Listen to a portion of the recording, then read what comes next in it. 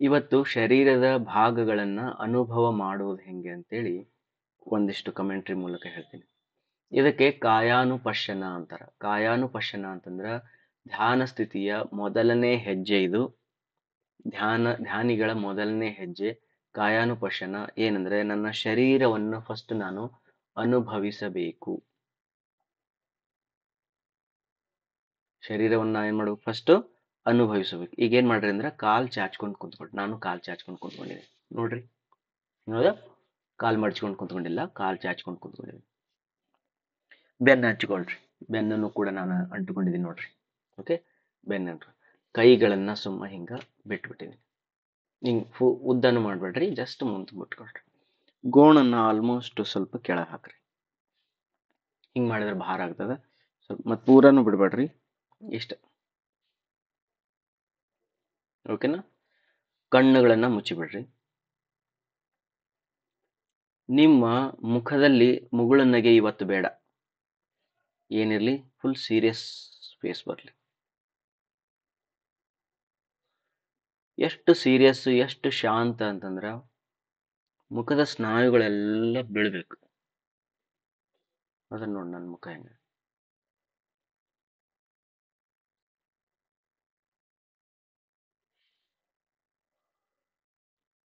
ಈಗ ನಿಮ್ಮ ಮನಸ್ಸನ್ನ ಕಾಲ್ ಬೆರಳುಗಳ ಕಡೆಗೆ ತಗೊಂಡೋಗ್ರಿ.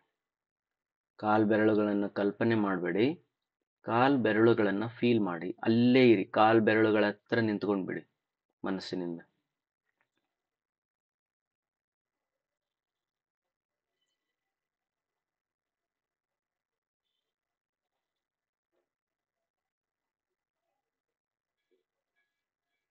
ಕಾಲ್ ಬೆರಳುಗಳನ್ನು ಅಷ್ಟು ಡಿಸ್ಟಿಂಕ್ಟ್ ಆಗಿ, ಬೇರೆ ಬೇರೆಯಾಗಿ ಬೆರಳುಗಳನ್ನ, ಅವುಗಳ ಸ್ಪರ್ಶ, ಗಾಳಿಯ ಜೊತೆಗೆ ಸ್ಪರ್ಶವನ್ನ ಅನುಭವಿಸ್ರಿ.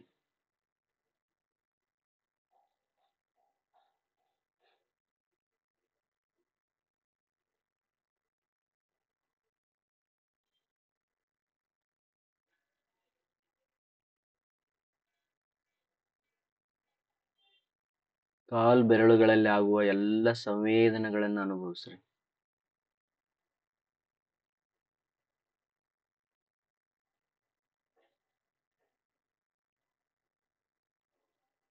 ಕಾಲ್ ಬೆರಳುಗಳಿಂದ ಪಾದದ ಕಡೆಗೆ ಹೋಗ್ರಿ. ಕೆಳಪಾದ,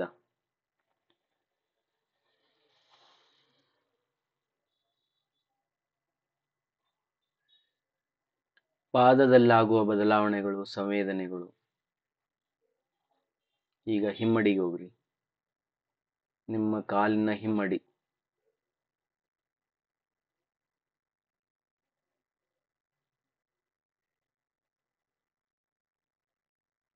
ಕಲ್ಪನೆ ಮಾಡಬೇಡಿ. ಹಿಮ್ಮಡಿ ಹತ್ರ ಹೋಗಿ ನಿಂತ್ಕೊಳ್ರಿ. ಹಿಮ್ಮಡಿಯಲ್ಲಿ ಆಗುವ ಬದಲಾವಣೆಗಳನ್ನು ಅರ್ಥ ಮಾಡ್ಕೊಳ್ರಿ.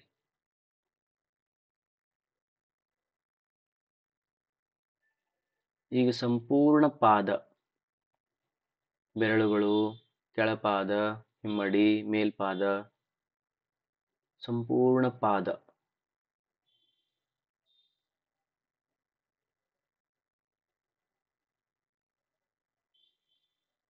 ಅಲ್ಲೇ ಇರಿ, ಕಲ್ಪನೆ ಬೇಡ. ಪಾದಗಳ ಹತ್ತಿರ ಕೂತ್ಕೊಳ್ಳಿ, ಮನಸ್ಸಲ್ಲೇ ಇರಲಿ.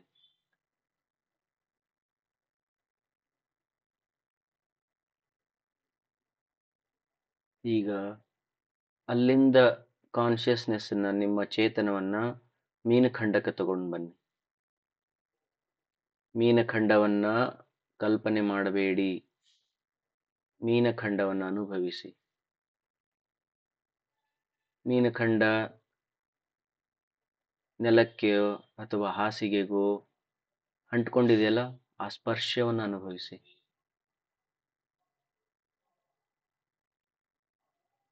ಮೀನಖಂಡ ಅಥವಾ ನಿಮ್ಮ ಬಟ್ಟೆ, ನಿಮ್ಮ ಪ್ಯಾಂಟ್ ಇರ್ಬೋದು, ಸೀರೆ ಅಥವಾ ನೆಲ, ಬೆಡ್ಶೀಟು, ನಿಮ್ಮ ಕಾಲಿನ ಜೊತೆ ಸ್ಪರ್ಶ ಅದಲ್ಲ, ಸ್ಪರ್ಶವನ್ನು ಅನುಭವಿಸ್ರಿ.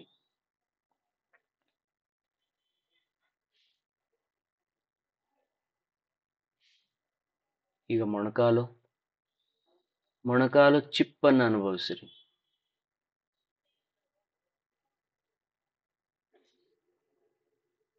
ಗಟ್ಟಿಯಾಗಿರ್ತಕ್ಕಂಥ ಚಿಪ್ಪು, ಕಲ್ಪನೆ ಬೇಡ. ಮೊಣಕಾಲಿನ ಕೆಳಭಾಗ,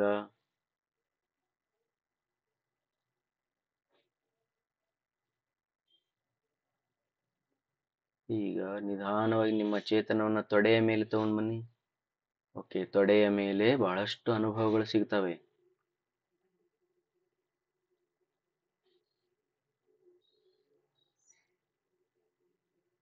ನಿಮ್ಮ ತೊಡೆ ಎಷ್ಟು ದಪ್ಪ ಇದೆ, ಎಷ್ಟು ಅಗಲ ಇದೆ, ಎಷ್ಟು ವಿಸ್ತಾರವಾಗಿದೆ, ಸ್ಪ್ರೆಡ್ ಮಾಡ್ರಿ. ಚೇತನವನ್ನು ತೊಡೆಯ ತುಂಬೆಲ್ಲ ಸ್ಪ್ರೆಡ್ ಮಾಡ್ರಿ.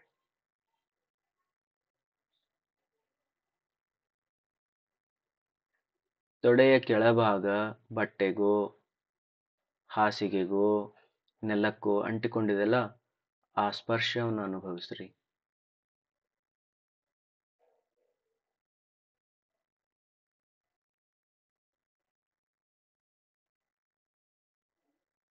ನಿಮ್ಮ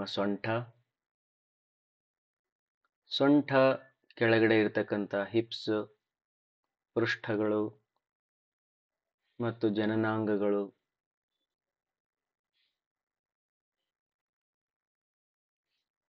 ಅಲ್ಲಿ ಆಗುವ ಸಂವೇದನೆಗಳನ್ನು ಅಬ್ಸರ್ವ್ ಮಾಡ್ರಿ.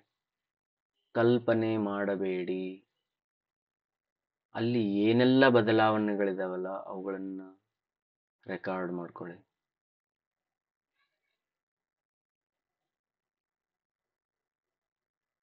ಸೊಂಟದಲ್ಲಿ ನೋವೇನಾದ್ರೂ ಇದೆಯಾ? ನೋವನ್ನು ನೋವಿನಂತೆ ನೋಡ್ರಿ.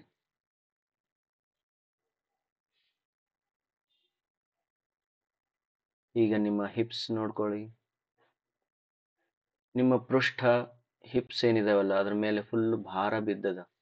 ಶರೀರದ ಎಲ್ಲ ಭಾರ ಹಿಪ್ಸ್ ಮೂಲಕ ನಿಮ್ಮ ಹಾಸಿಗೆಗೋ ನೆಲಕ್ಕೋ ಹೋಗ್ತಾ ಇದೆ. ಈಗ ಆ ಸ್ಪರ್ಶವನ್ನು ಅನುಭವಿಸಿ. ಅಟೆನ್ಷನ್ ಜಾಸ್ತಿ ಆಗಿರೋದ್ರಿಂದ ನೋವುಗಳು ಕಾಣ್ತಿರ್ತವೆ. ಗಾಬರಿಗೊಳ್ಳಬೇಡಿ, ಅಳುಗಾಡಬೇಡಿ, ಸರಿಪಡಿಸಿಕೊಳ್ಳಬೇಡಿ.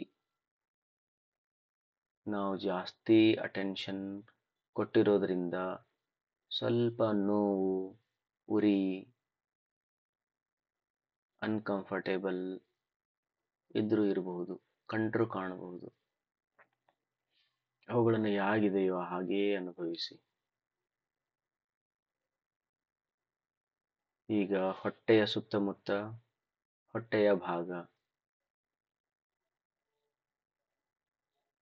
ನಿಮ್ಮ ಹೊಟ್ಟೆಯ ಹೊರ ಚರ್ಮ ನಿಮ್ಮ ಶರ್ಟಿಗೆ, ನಿಮ್ಮ ಬಟ್ಟೆಗೆ ಅಂಟಿಕೊಂಡಿರೋ ಸ್ಪರ್ಶವನ್ನು ಅನುಭವಿಸ್ರಿ.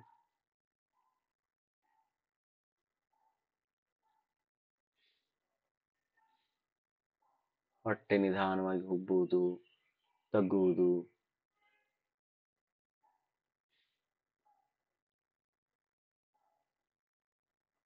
ಹೊಟ್ಟೆಯ ಸ್ಪರ್ಶ.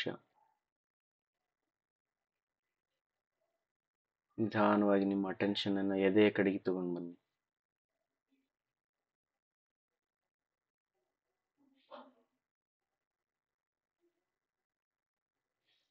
ಎದೆಯ ಮೇಲಿರುವ ಬಟ್ಟೆ, ಎದೆಯ ಮೇಲಿರುವ ಸ್ಪರ್ಶ,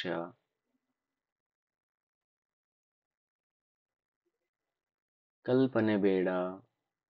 ಅನುಭವ ಆಯ್ತು ಅಂದ್ರೆ ಆಯ್ತು. ಅಕಸ್ಮಾತ್ ನಿಮ್ಗೆ ಯಾವುದು ಅನುಭವ, ಹೇಳಿದ ಅನುಭವ ಆಗಿಲ್ಲ ಅಂದ್ರೆ ಸುಮ್ಮ ಇರಿ. ಆದ್ರೆ ಆಗಿರ್ತದ, ಇಲ್ಲ ಅಂದ್ರೆ ಇಲ್ಲ.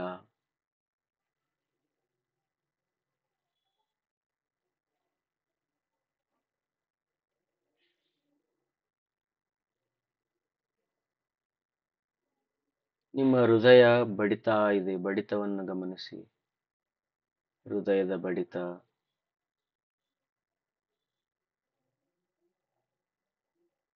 ಗಮನಕ್ಕೆ ಬಂದ್ರೆ ಬಂತು, ಬಂದಿಲ್ಲ ಅಂದ್ರೆ ಇಲ್ಲ.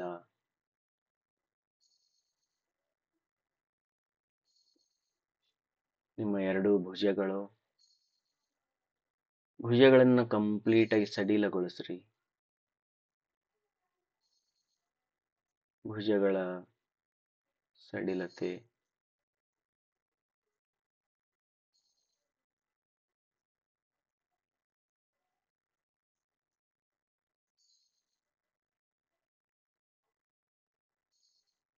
ನೀವು ಉಸಿರು ತಗೊಂಡಾಗ ಬಿಟ್ಟಾಗ ಭುಜಗಳು ಮೇಲೆ ಕೆಳಗೆ ಆಗೋದನ್ನ ಗಮನಿಸಿ, ಅನುಭವಿಸಿ, ಕಲ್ಪನೆ ಬೇಡ.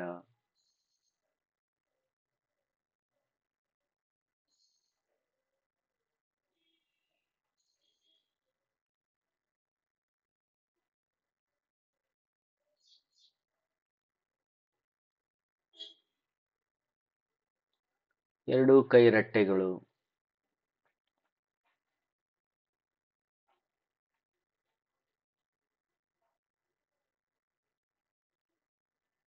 ಮೊಣಕೈ, ಮೊಣಕೈ ಅನುಭವ ಆದರೆ ಖುಷಿ ಆಗಿಲ್ಲಂದ್ರೂ ಖುಷಿ. ಕೇವಲ ಅಬ್ಸರ್ವ್ ಮಾಡ್ತಾ ಇರಿ.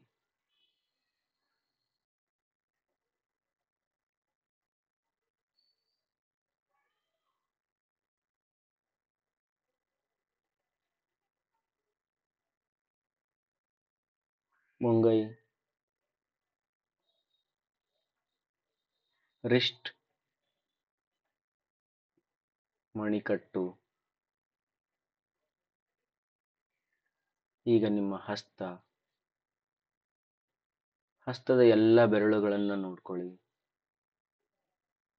ಒಂದೊಂದೇ ಬೆರಳು, ಹೆಬ್ಬೆರಳು, ತೋರು ಬೆರಳು, ಮಧ್ಯದ ಬೆರಳು, ಉಂಗುರದ ಬೆರಳು, ಕಿರುಬೆರಳು,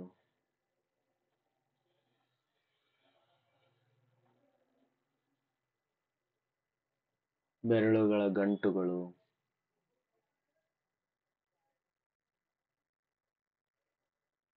ಈಗ ನಿಮ್ಮ ಸಂಪೂರ್ಣ ಕೆಳ ಶರೀರ, ತಲೆಯಿಂದ ಕೆಳಗಿರುವ ಎಲ್ಲ ಶರೀರವನ್ನು ಒಂದೇ ಸಮಯಕ್ಕೆ ಅನುಭವಿಸಿ. ಕೈಗಳು, ಕಾಲುಗಳು, ಹೊಟ್ಟೆ, ಸೊಂಟ, ಎದೆ.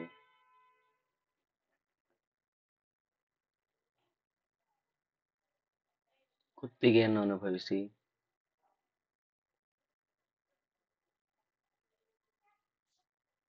ಕೆಳದವಡೆ, ತುಟಿಗಳು, ತುಟಿಗಳನ್ನು ಸಡಿಲಗೊಳಿಸ್ರಿ. ಕಲ್ಪನೆ ಬೇಡ, ತುಟಿಗಳನ್ನು ಸಡಿಲಗೊಳಿಸ್ರಿ.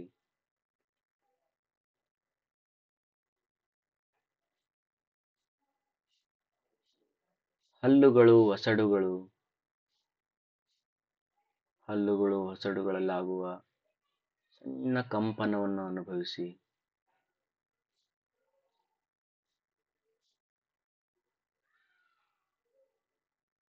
ನಾಲಿಗೆಯಲ್ಲಿರುವ ಸಂವೇದನೆಯನ್ನು ನೋಡಿಕೊಳ್ಳಿ.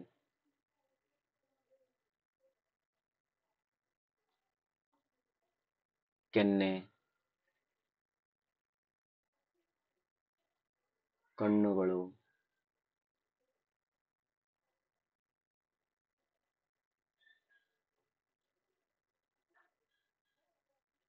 ಕಣ್ಣು ರೆಪ್ಪೆಗಳನ್ನು ಸಡಿಲವಾಗಿರಿಸಿ.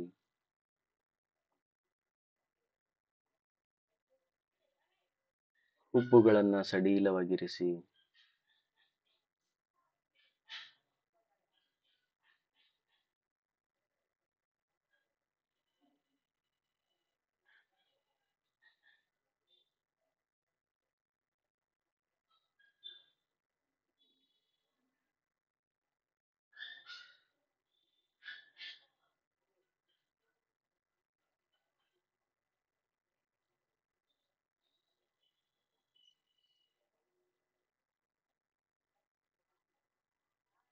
ಈಗ ನಿಮ್ಮ ಶರೀರವನ್ನು ಸಂಪೂರ್ಣವಾಗಿ ಅನುಭವಿಸಿ. ಮೇಲಿಂದ ಕೆಳಕ್ಕೆ, ಕೆಳಗಿಂದ ಮೇಲೆ.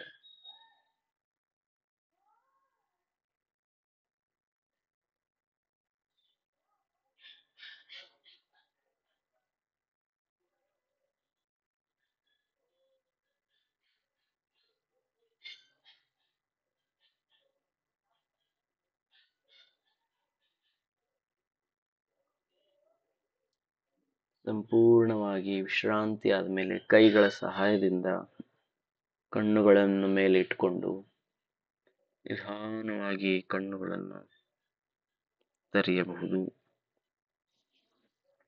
ಕೈಗಳನ್ನು ಉಜ್ಜಬೇಡಿ. ಮೆಡಿಟೇಷನ್ ಆದ ತಕ್ಷಣ ಕೆಲವ್ರು ಏನ್ ಮಾಡ್ತಾರೆ, ಕೈ ಚಂದ ಬೆಚ್ಚಗೆ ಮಾಡಿ ಮುಖ ತೊಳ್ಕೊಳ್ತಾರೆ. ಹಂಗೆ ಮಾಡೋದಿಲ್ಲ. ಅದು ಯೋಗಾಸನವನ್ನು ಮಾಡಿದ ಮೇಲೆ, ಯೋಗಾಸನ ವ್ಯಾಯಾಮವನ್ನು ಮಾಡಿದ ಮೇಲೆ ಎನರ್ಜಿ ಸ್ಪ್ರೆಡ್ ಆಗಿರ್ತದೆ ಶರೀರದಲ್ಲಿ, ಆವಾಗ ಕೈಗಳನ್ನು ಉಜ್ಜುತ್ತಾರೆ. ಬಟ್ ಮೆಡಿಟೇಷನ್ ಆದಮೇಲೆ ಕೈಗಳನ್ನು ಉಜ್ಜುವುದು ಬೇಡ. ಈ ರೀತಿ ನಾವೇನ್ ಮಾಡ್ಬೇಕಂದ್ರ ಶರೀರವನ್ನ ಅನುಭವಿಸ್ಬೇಕು. ಇದಕ್ಕಂತರ ಕಾಯಾನುಪಶ್ಯನ. ಇದನ್ನೂ ಕೂಡ ಒಂದು ಧ್ಯಾನವೇ, ಇದು ಕೂಡ ಒಂದು ಮೆಡಿಟೇಷನ್. ಇದನ್ನ ನಾವು ಪಕ್ಕಾ ಮಾಡ್ಬೇಕು. ಈಗ ನಿಮಗೆ ಹೋಮ್ವರ್ಕ್ ಏನಂದ್ರ, ತಿಂಗಳ 2 ತಿಂಗಳ 3 ತಿಂಗಳ 4 ತಿಂಗಳ ಬರೇ ಇದನ್ನೇ ಮಾಡಿ. ಕೂತ್ಕೊಳ್ರಿ, ಸೇಫ್ ಆಗಿರ್ತಕ್ಕಂಥ ಒಂದು ಜಾಗವನ್ನು ಆಯ್ಕೆ ಮಾಡ್ಕೊಳ್ರಿ. ಸೇಫ್ ಆಗಿರ್ತಕ್ಕಂಥ ಜಾಗದಲ್ಲಿ ಕೂತ್ಕೊಳ್ರಿ. ಕಾಲ್ ಚಾಚ್ಕೊಳ್ರಿ ಅಥವಾ ಮಲ್ಕೊಳ್ರಿ. ಕಣ್ಣುಗಳನ್ನು ಮುಚ್ಕೊಳ್ರಿ. ಎಲ್ಲ ಶರೀರವನ್ನು ಹಗುರಗೊಳಿಸ್ರಿ. ಹಗುರಗೊಳಿಸಿ ಒಂದೊಂದೇ ಪಾರ್ಟ್ ಹತ್ರ ಬಂದು ನಿಂತ್ಕೊಳ್ರಿ. ಕೆನ್ನೆ ಅಂದ್ರೆ ಕೆನ್ನೆ ಹತ್ರ ಬಂದು ನಿಂತ್ಕೊಳ್ರಿ. ಗದ್ದದ ಹತ್ರ ಬಂದು ನಿಂತ್ಕೊಳ್ರಿ. ಮೂಗಿನ ಹತ್ರ ನಿಂತ್ಕೊಳ್ರಿ. ಭುಜಗಳ ಹತ್ರ ನಿಂತ್ಕೊಳ್ರಿ. ಎಷ್ಟೊತ್ತು ಬೇಕಲ್ಲ ಅಷ್ಟೊತ್ತು ನಿಂತ್ಕೊಳ್ರಿ. ಹೆಂಗಾಗ್ಬೇಕು ಅಂತಂದ್ರೆ, ನೀವು ಮೂಗಿನ ಕಡೆ ನಿಂತ್ಕೊಂಡಾಗ ಮೂಗಿನ ಹೊರಳೆಗಳು ಗೊತ್ತಾಗ್ತಿರ್ಬೇಕು. ಆ ಒಳಗಡೆ ಇರ್ತಕ್ಕಂಥ ಕೂದಲುಗಳ ಸ್ಪರ್ಶ ಗಾಳಿಯ ಜೊತೆಗೆ ಆಗ್ಬೇಕು. ಒಳಗಡೆ ಸ್ಕಿನ್ ಸ್ಪರ್ಶ ಆಗ್ಬೇಕು. ಹಂಗ ಗಾಳಿ ಹೆಂಗ ಒಳಗೆ ಹೋಗ್ತದೆ ಅದೆಲ್ಲ ಟಚ್ ಆಗ್ಬೇಕು ಮೂಗಿನ ಜೊತೆಗೆ ಸ್ಪರ್ಶ ಇದ್ದಾಗ. ಕೆನ್ನೆ ಗದ್ದ ಇದ್ದವ್ರು ಇದ್ರೆ ಅಂದ್ರೆ, ಗಂಡು ಮಕ್ಕಳಿದ್ರೆ ಅಂದ್ರೆ, ಅಲ್ಲಿ ಕೆನ್ನೆ ಜೊತೆಗೆ ಕೂದಲುಗಳ ಸ್ಪರ್ಶ ಆಗ್ಬೇಕು. ಕೂದಲುಗಳ ಅನುಭವ ಆಗ್ಬೇಕು. ಕೂದಲುಗಳ ಮೂಲಕ ಗಾಳಿ ಹೋಗ್ತಿರ್ತದಲ್ಲ, ಆ ಗಾಳಿ ಅನುಭವ ಆಗ್ಬೇಕು. ಹೆಣ್ಣು ಮಕ್ಕಳು ಇದ್ರಿ ಅಂತಂದ್ರೆ, ನಿಮ್ಮ ಕೂದಲುಗಳು ತಲೆ ಕೂದಲು ಭಾಳ ಇರ್ತಾವಲ್ಲ, ಆ ಕೂದಲ ಒಳಗಡೆ ಆಗ್ತಕ್ಕಂಥ ತಲೆ ಬುರುಡೆ ಮೇಲೆ ಆಗ್ತಕ್ಕಂಥ ತಣ್ಣನೆಯ ಅನುಭವ, ಆ ವೈಬ್ರೇಷನ್ಸ್, ಆ ಕೂದಲುಗಳನ್ನ ಫೀಲ್ ಮಾಡ್ಬೇಕು. ಅಷ್ಟು ಡೀಪ್ ಆಗಿ ನಾವೇನ್ ಮಾಡ್ಬೇಕಂದ್ರ ಶರೀರ ಕಾಯಾನುಪಶ್ಯನ ಆಗ್ಬೇಕು. ಶರೀರದ ಮೂಲೆ ಮೂಲೆ ಮೂಲೆ ಮೂಲೆ ಮೂಲೆ ಮೂಲೆ ಒಳಗಡೆ ನನ್ನ ಕಾನ್ಶಿಯಸ್ನೆಸ್ ಅಲ್ಲಿ ಹೋಗಿ ಕೂತ್ಕೋಬೇಕು. ನನ್ಗೆ ಯಾವ್ದು ಬೇಕು ಆ ರೀತಿ ಅನುಭವ ಆಗ್ಬೇಕು. ಊಟ ಮಾಡಿ ಮಲ್ಕೊಂಡಿದ್ರಿ ಅಂತಂದ್ರೆ ಹೊಟ್ಟೆಯಲ್ಲಿ ಆಗ್ತಕ್ಕಂಥ ಬದಲಾವಣೆಗಳು ಮೂವ್ ಆಗ್ತಿರ್ತಾವ. ಫುಡ್ ಪಾರ್ಟಿಕಲ್ಸ್ ಹಿಂಗ್ ಹಿಂಗ್ ಹಿಂಗ್ ಹಿಂಗ್ ಮೂವ್ ಆಗ್ತಿರ್ತಾವ. ವೈಬ್ರೇಷನ್ಸ್ ನ ನೋಡ್ರಿ. ಶರೀರದ ಇಲ್ಲಿ ಒಂದೈತ್ ನೋಡಿ, ಇಲ್ಲಿ ಇದಿಷ್ಟು ತಲೆ ಐತಲ್ಲ, ಈ ಭಾಗದಲ್ಲಿ ಒಂದು ಚಟ್ ಚಟ್ ಚಟ್ ಅಂತ ಹೊಡಿತಿರ್ತೈತೆ, ಒಂದು ನರ್ವ್ ಇರ್ತದ. ಆ ನರ್ವ್ದನ್ನ ಅನುಭವವನ್ನು ಮಾಡ್ರಿ. ಫೋರ್ ಹೆಡ್ ಎಷ್ಟು ವಿಶಾಲವಾದಂತಹ ಹಣೆ, ಆ ಹಣೆಯ ಮೇಲೆ ಗಾಳಿಯ ಸ್ಪರ್ಶ. ಒಂದು ದಿನ ಅದ್ರ ಬಗ್ಗೆ ಅನುಭವ ಮಾಡ್ರಿ. ಒಂದು ದಿನ ಹಾರ್ಟ್ನ ಅನುಭವ ಮಾಡ್ರಿ. ಹೃದಯ ಹೆಂಗ ಚಂದ ಬಡ್ಕೊಳ್ತಾ ಇದೆ. ಎಷ್ಟು ಅಗ್ಲಿರ್ಬೋದು, ಅದು ಎಷ್ಟು ದಪ್ಪ ಇರ್ಬೋದು. ಅರ್ಧದ ಇದು ಕಾಯಾನುಪಶ್ಯನ. ಈ ಕಾಯಾನುಪಶ್ಯನವನ್ನ ಎಷ್ಟೋ ದಿನಗಳನ್ನ ಮಾಡ್ಬೇಕು, ಬಹಳ ದಿನಗಳನ್ನ ಮಾಡ್ಬೇಕು. ವರ್ಷಗಟ್ಲೆ ಮಾಡಿದ್ರು ತಪ್ಪೇನಿಲ್ಲ. ಬಹಳ ಅರ್ಜೆಂಟ್ ಮಾಡ್ಬೇಡ್ರಿ. ಮೆಡಿಟೇಷನ್ ಬೇಕು ನನಗೆ 3-4 ದಿನದಾಗ ಎಲ್ಲ ಆಗ್ಬೇಕಂತ ಬೇಡ. ಬಾಡಿ ತಯಾರಾಗಕ್ಕೆ 9 ತಿಂಗಳು ತಗೊಂಡದಂತ. ಅವೆಲ್ಲ ಶರೀರ ತಯಾರಾಗಕ್ಕೆ 9 ತಿಂಗಳ. ನಾ ಶರೀರನ ಅರ್ಥ ಮಾಡ್ಕೊಳಕ್ ಅದಕ್ಕಿಂತ ಜಾಸ್ತಿ ತಿಂಗಳುಗಳು ಬೇಕಾಗ್ತದೆ. Understood? That's why you go and involve yourself. ನಿಮ್ಮ ಹತ್ರ 10 ನಿಮಿಷ ಟೈಮ್ ಇತ್ತು ಅಂತಂದ್ರೆ ಒಂದೇ ಶರೀರದ ಅಂಗದ ಕಡೆ ಕಾನ್ಸಂಟ್ರೇಟ್ ಮಾಡ್ರಿ. ಅಲ್ಲೇ ಸ್ಟೇ ಮಾಡ್ರಿ. ಒಂದೊಂದು ತಾಸು ಇತ್ತು ಅಂತಂದ್ರೆ ಎಲ್ಲಾ ಶರೀರದ ಭಾಗಗಳ ಜೊತೆ ಎಕ್ಸ್ಪೆರಿಮೆಂಟ್ ಮಾಡ್ರಿ. 2-2 ತಾಸು ಇತ್ತು ಅಂತಂದ್ರೆ ಆರಾಮಾಗಿ ಒಂದೊಂದು ಶರೀರಕ್ಕೆ ಒಂದೊಂದು ಪಾರ್ಟ್ಸ್ಗೆ 10 ನಿಮಿಷ ಕೂತ್ಕೊಳ್ರಿ.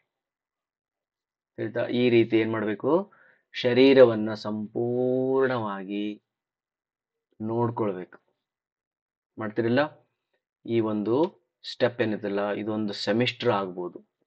ಕಾಯಾನುಪಶ್ಯನ ಇಸ್ 1 ಸೆಮಿಸ್ಟರ್ ಇನ್ ಧ್ಯಾನ degree. Thank you very much.